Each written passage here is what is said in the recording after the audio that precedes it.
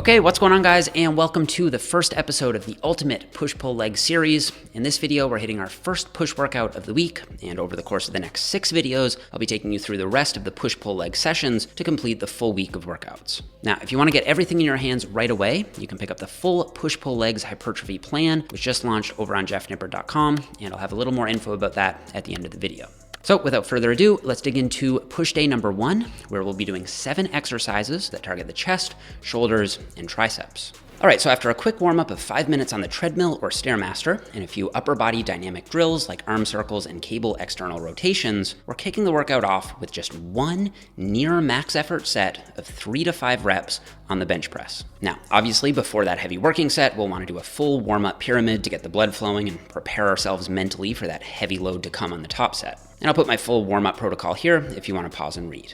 All right, so with the bench press, you want to set up an arch that feels comfortable to you, with the most important thing being that you get tight and stable on the bench. It doesn't have to be a huge powerlifting style arch, but you should at least dig your upper back into the bench so you'll have a strong base of support. You should also pinch your shoulder blades together and tuck your shoulder blades down. That's what I'm doing here as I roll my elbows forward, which will further increase that stability. For the max effort top set, have a spotter help you unrack the bar by lifting the weight out softly, not yanking it up aggressively, and make sure you have 3 points of contact with the bench: your butt, your upper back, and your head. Lower the bar down and slightly forward until it reaches the highest contact point on your chest, and then press the bar slightly back and up with as much explosive force as possible. Your elbows should be slightly tucked on the negative, and then you can optionally flare them out as you push the weight up. However, some people may find flaring uncomfortable on their shoulders, and in reality, there's a pretty wide range of elbow tuck that's perfectly fine on the bench press, because when you look at the way the pec fibers fan out, anything from 0 to 30 degrees of elbow tuck is gonna line up with the majority of the pec fibers anyway. So within this range, you can pick a level of flare that you feel working your pecs well,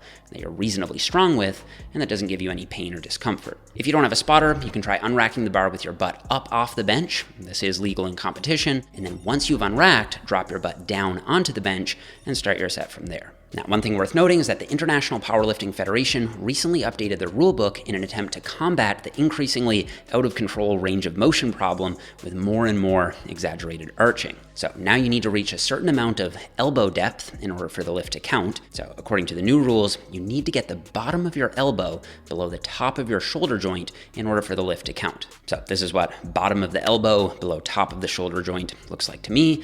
And I would say that as long as your arch isn't really massive, this shouldn't be an issue for most of you watching anyway. And this is a rough guide for how difficult your top set should be. On the final reps, you're grinding it out, the bar speed is clearly slowed down, but you're still keeping your form tight, and maybe you could have gotten one more rep, but likely no more than that. Now, if you don't like to bench press for whatever reason, feel free to swap it out for a flat dumbbell press, or even a machine press for the same number of sets and reps. Okay, so after our heavy top set, we're doing 2 sets of 10 reps on the Larsen press. For these, you'll want to drop the weight back to about 75% of what you used for your heavy top set. So if you did 295 pounds for your top set, you'd do about 225 pounds for your Larsen press. Now, the Larsen press is basically just a normal bench press, except your legs lie flat on the bench rather than having your feet planted on the floor. I'll usually grab another bench or a box that I can set my feet on so they aren't left hanging, and that helps me keep my balance on the bench a bit better. So you'll do the same setup with the same arch. The only difference is that you keep your feet up. This way you'll completely eliminate any leg drive, which will help isolate the pecs, front delts, and triceps more. And then to make the movement even more hypertrophic, I'll take a slightly closer grip, which will increase the range of motion and shift the emphasis slightly more toward the upper pecs and triceps. And unlike the top set where we're using explosive force on every rep, here we want to use a nice, smooth, and controlled tempo with a 1 to 2 second negative and a 1 to 2 second positive with just a soft touch on the chest at the bottom. You want to feel the pecs and triceps stretching and contracting as you press, rather than just moving the weight from point A to point B.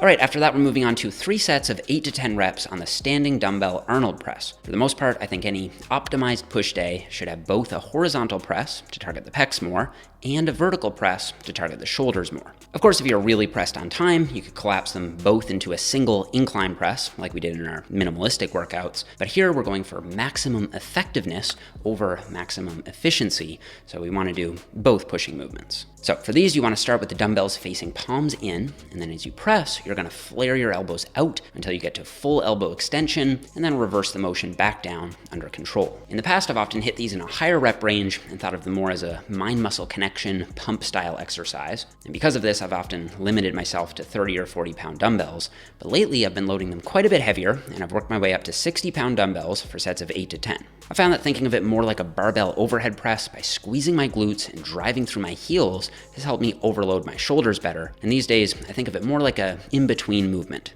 I still want to feel my delts working, and I still want to get a good shoulder pump, but I'm also much more focused on gradually increasing the weight as well. Also, this is an exercise where wearing a belt and wrist wraps can make a pretty big difference, so if you have either of those, I definitely recommend throwing them on for this one.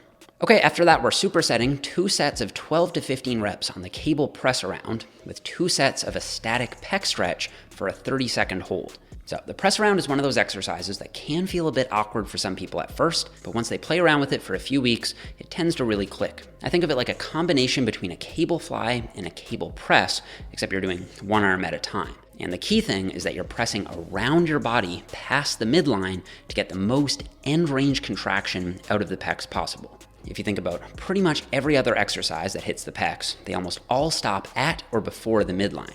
When you press, you stop before the midline. When you fly, you stop before the midline. When you dip, you stop before the midline. But the chest isn't fully contracted until well past the midline. So with the press around, we're trying to target that very end range of motion that hardly ever gets hit.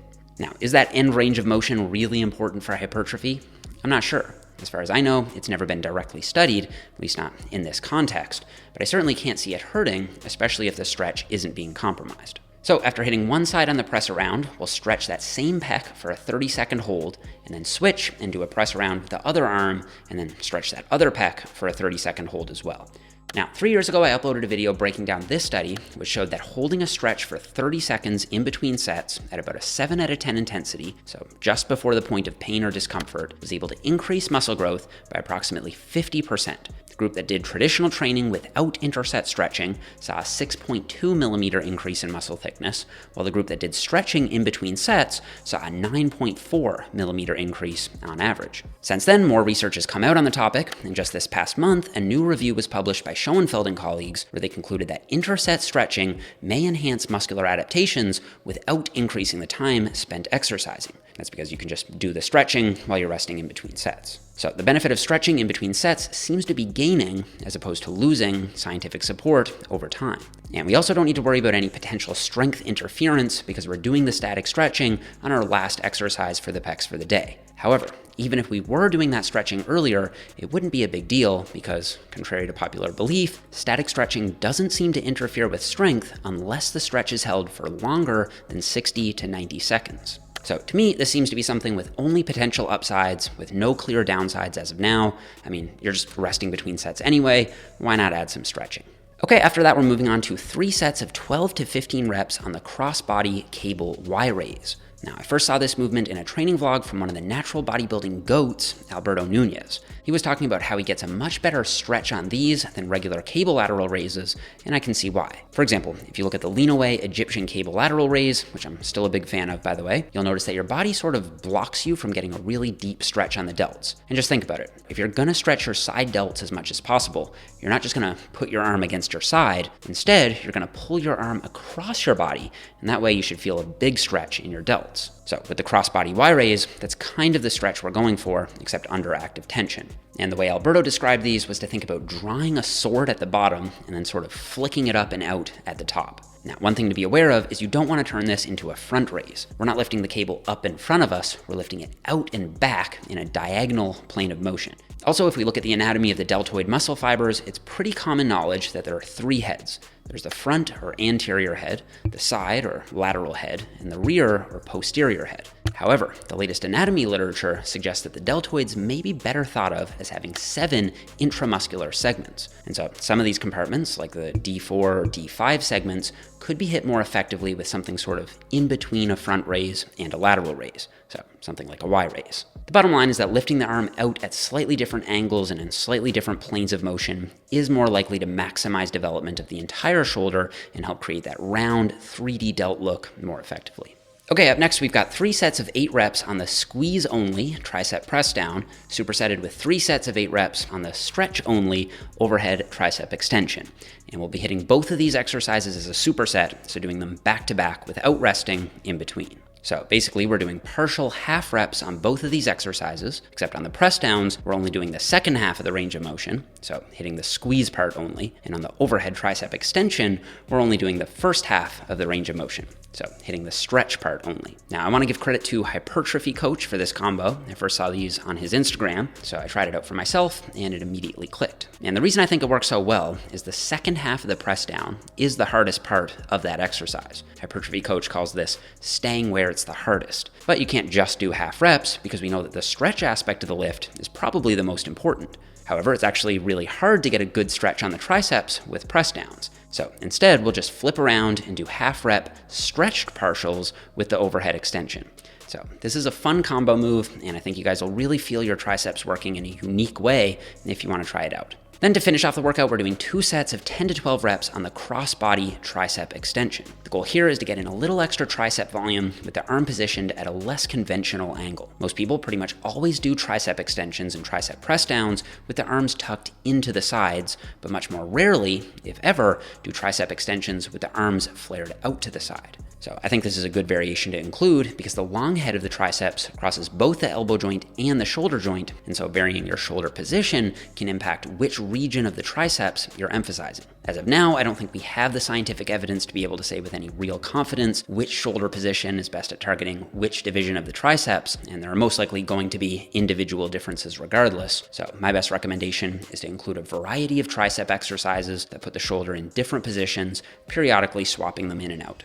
And like I said at the beginning, if you guys are looking to get started on the full week of training right away, I just launched my new push-pull legs hypertrophy system over on jeffnippard.com. This covers 12 weeks of push-pull legs workouts and is split up into 3 phases. Phase 1 uses the workouts that I'll be doing here on the channel, which have moderate to high volume and moderate to high intensity. Phase 2 is a low volume and ultra high intensity phase. It's a really fun and unique 4 weeks of training. Phase 3 is what I'm calling the super compensation phase. This is where we jack volume all the way up, even higher than in phase 1, and do very high rep metabolic style training. The idea is that after the low volume of phase 2, we'll be much more sensitive to the increase in volume in phase 3.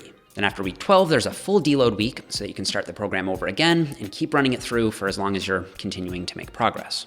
For launch week, it's going to be 30% off, so you can get the full 12-week program for just $35. You also get a full spreadsheet for tracking your progress, an ebook that explains everything you need to know about the program, and access to a full video library of exercise demos from me. There's over 75 exercises included in the program. It's designed for intermediate to advanced trainees, so if you're still in your first year or 2 of training, I'd suggest running through my fundamentals program at least once first before moving on to this routine. For the record, I'll be running this program myself for the next 3 months, so if you want to run it as well, you can pick it up over at jeffnippard.com, which I'll put a link to in the description box down below. So that's it for this one, guys. Thank you so much for watching. Don't forget to leave me a thumbs up if you enjoyed the video, subscribe if you haven't already, and I'll see you guys all here in the next one.